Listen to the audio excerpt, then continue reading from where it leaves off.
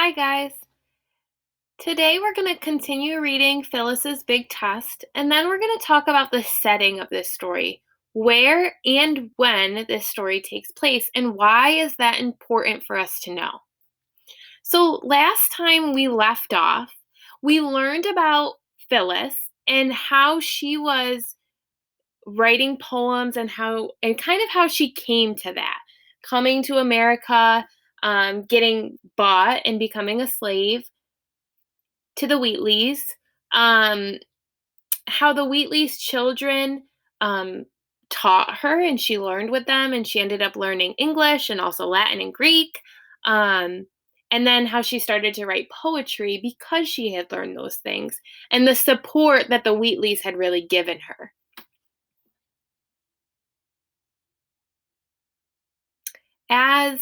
Also, when we last read, she was it was the day before that she was going to testify to say that her poems were hers.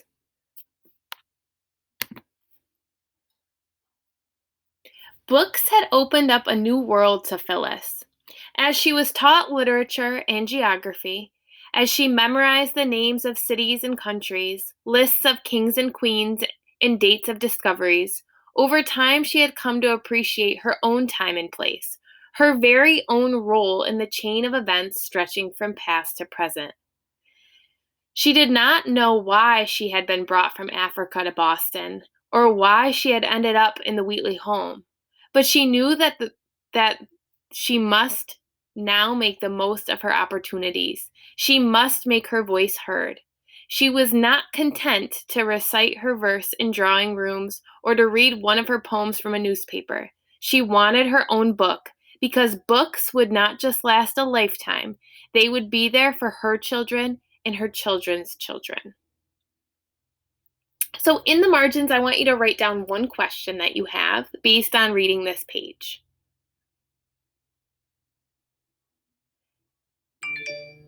After you finish that, your job is we're going to look back and talk about this setting. So, think to yourself, when is this story taking place? Is it taking place in current time or in the past? And where did we find that in the book?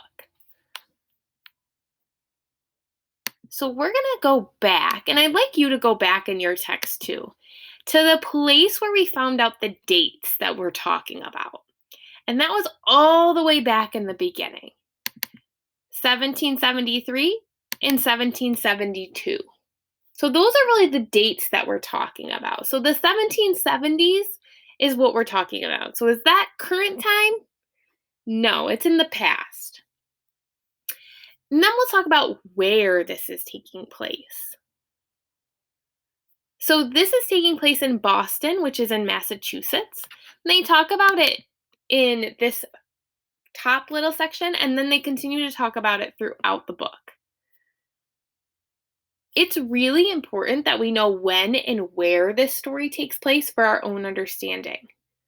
Because it was taking place in the past, in a time in history where African Americans were not treated as equal, they were enslaved, um, and they weren't able to go to school or um, to have their own jobs or like anything like that. They were slaves.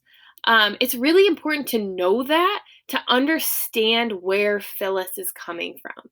Phyllis is an African American girl living in a time where many African American girls didn't know how to read, didn't know how to write. Um, so she really has this opportunity, and you can kind of think about how she's feeling in this situation and how the people around her are treating her. Once you've written some notes about the setting in the margin, I'm going to ask that you continue on in the Nearpod.